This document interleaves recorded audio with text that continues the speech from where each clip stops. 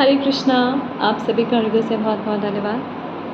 तो अपने मन की मनमानी को कैसे रोकें, हम बात कर रहे थे अध्याय 6 श्लोका 27 भगवद गीता का। इसमें भगवान अर्जुन को बोलते हैं कि अपने मन को मुझ में लगाओ और तुम इस तरीके से दिव्य आनंद की प्राप्ति करोगे।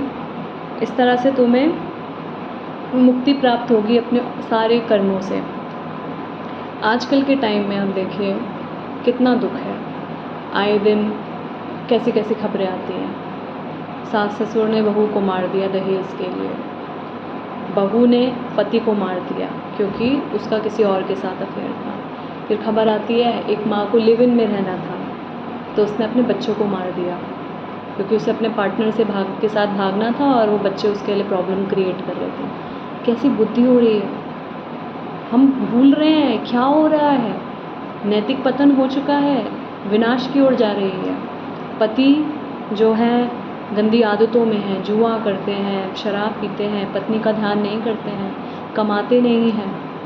बेचारी औरतें बच्चे कैसे पालें। ऐसी ऐसी स्थिति देखने को मिल रही है जो औरत पढ़ी लिखी नहीं है, नौकरी नहीं कर पा रही है और पति काम नहीं करना चाह रहे हैं, बच्चे छोटे छोटे हैं, क्या करें।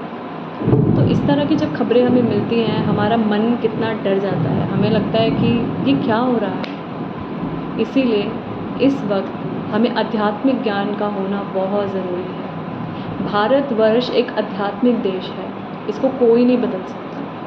भारत भूमि देवताओं की भूमि है और यहाँ पर ही नैतिक पतन हो रहा है, यहाँ पर ही धर्म की हानि हो रही है।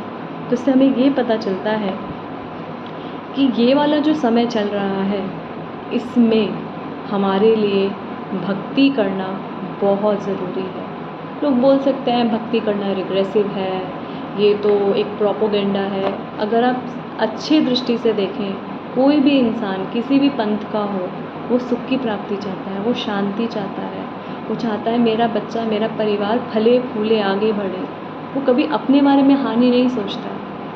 तो अपनी हानि अगर हम नहीं सोचते हैं तो दूसरों की हानि करके हम अपना फ़ायदा नहीं कर सकते। जैसा बीज बोओगे वैसा ही फल पाओगे। तो जो लोग बोलते हैं ना Karma comes around, Karma is a dash dash, ये सही होता है, कर्मा कम अराउंड होता है और हमारे इस जन्म नहीं करोड़ों जन्मों की कथा है।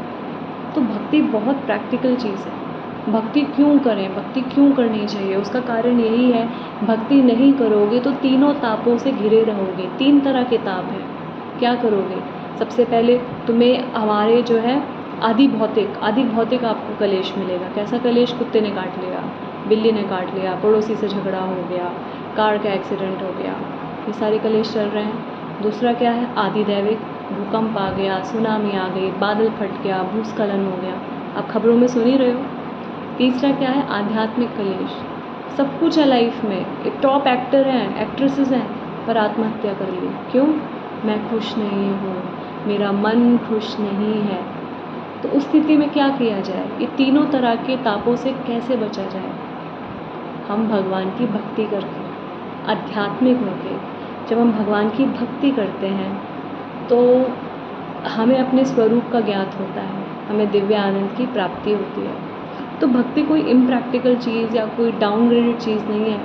भक्ति बहुत ही प्रैक्टिकल चीज़ है, हमें करनी चाहिए, हमें बिल्कुल करनी चाहिए, तो मस्ट है। जीवे रे स्वरूप होए कृष्ण नित्यादास, चैतन्य महाप्रभु आए और हमें बताया कि हम सब भगवान श्री कृष्ण के अंश हैं। चैतन्य महाप्रभु कौन है, राधा कृष्ण के मिश्रित रूप भगवान श्री कृष्ण स्वयं आए और अपने भक्त बनकर हमें भक्ति दी। नाचो गाओ प्रसाद खाओ, भक्ति करो, जप हरे कृष्णा, भज हरे कृष्णा, ले रे कृष्ण का नाम रे।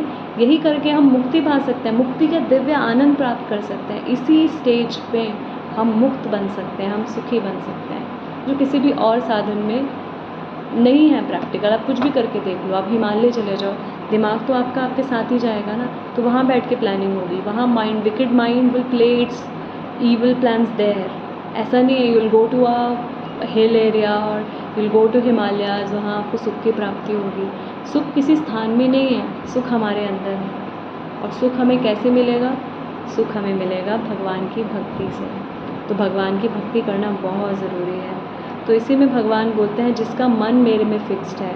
भगवद गीता के 6 अध्याय के 27वें श्लोक में भगवान बोलते हैं जिसका मन मुझ में फिक्स्ड है वो तुरंत ही दिव्य आनंद को प्राप्त कर लेता है। तो अब आप भक्ति के बारे में सोचिए कि हमें भक्ति क्यों करनी चाहिए। हरे कृष्णा, दंडवत प्रणाम।